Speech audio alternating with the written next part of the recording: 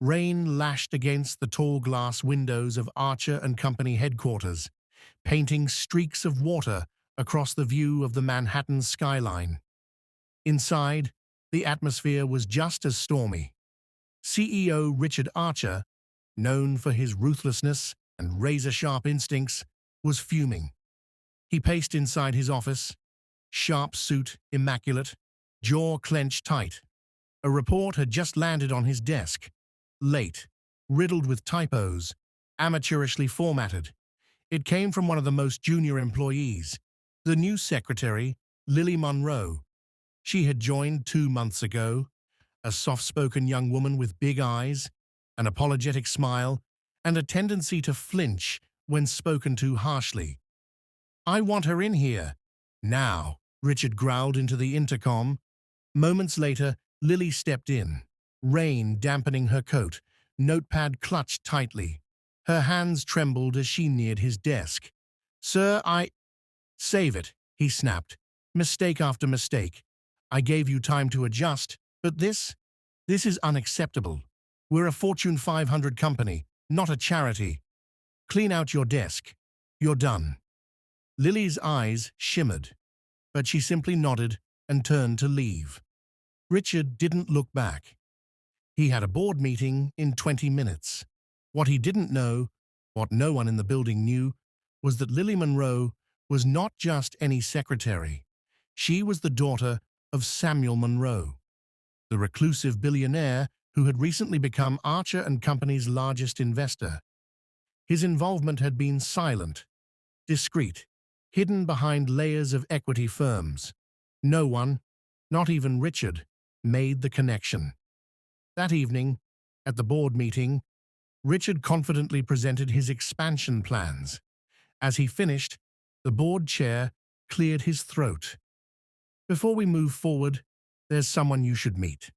Our newest major investor, Mr. Samuel Monroe, has asked to join us tonight." Richard stood straighter. He'd heard the name, of course, but never met the man. The door opened. A silver-haired gentleman in a tailored overcoat entered, followed by Lily. Richard's heart stuttered. Samuel stepped forward, voice calm but cold. "Mr. Archer, I believe you've met my daughter." The room froze. Richard's confidence faltered. I didn't know." "That," Samuel interrupted, "shouldn't have mattered. You judged her on her worst days, without asking why they were her worst." Before Richard could reply, Lily spoke. "It's okay, Dad. I didn't tell anyone who I was. I wanted to earn my place." Samuel nodded. "And that says everything about your character." Richard looked at Lily. "Miss Monroe, Lily, I owe you an apology. I judged you unfairly." Lily gave a quiet smile. "Everyone's fighting battles you can't see, Mr. Archer. I've been caring for my mother in hospice every night. I thought I could manage both. I was wrong." The truth behind the trembling hands, the late reports, it wasn't incompetence, it was grief, exhaustion, love.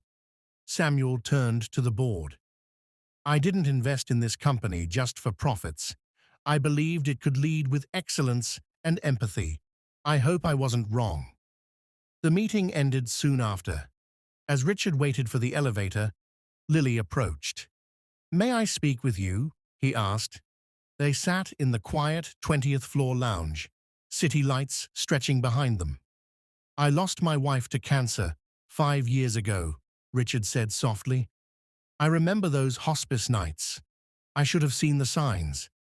Lily's eyes softened. "It's easy to miss what we're not looking for." He exhaled. "If you're willing, I'd like you to come back, but not as a secretary. You're too capable. Let's find something that fits your strength." Lily looked out at the skyline, then back at him. "Not because of my father." "No," Richard said, "because of you. You've shown more strength than most executives I know." She nodded, a small spark of hope returning to her eyes. In the weeks that followed, Lily joined the corporate social responsibility division. She spearheaded programs supporting employees facing personal hardships, childcare, mental health, elder care leave. The initiative, inspired by her own story, became one of Archer and Company's most celebrated changes. As for Richard, something in him shifted. The cold CEO began asking questions, listening more, judging less. He started leaving work earlier, walking the city, seeing its people. One afternoon, he found a handwritten note on his desk. "Thank you for believing in who I could become, not just who I was." Lily, he tucked it inside his planner. Months later, at the annual shareholder meeting, Samuel Monroe took the stage. "The greatest return on any investment," he said, "is not just profit, it's impact. And today, I see a company that understands both." Applause echoed. Richard looked toward Lily, seated beside her father, and smiled. Because sometimes, the greatest transformations don't come through strength or strategy, but through compassion. And one moment of empathy had turned a firing into a future.